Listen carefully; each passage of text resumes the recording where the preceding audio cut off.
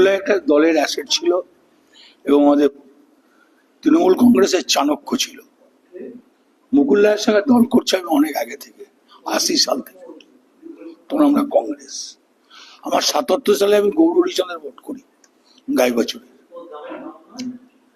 তা কংগ্রেসটা আমি আজ থেকে করছি না, অনেক আগে থেকে করছি।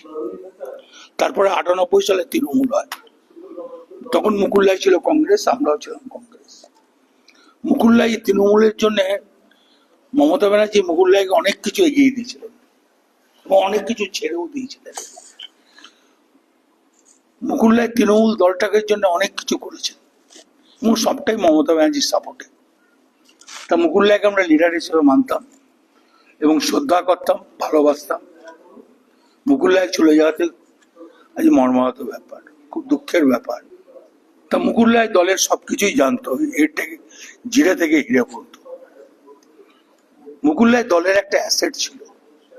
এই তৃণমূল দলটাকে প্রতিষ্ঠা করার জন্য, বামফ্রন্টের কাছ থেকে কেড়ে নেওয়ার জন্য, এই দলটাকে পশ্চিমবাংলায় দাঁড় করানোর জন্য মুকুলরায় একটা বিরাট অবদান আছে। মুকুলরায় আমার সঙ্গে অনেকবারই দেখা করেছে।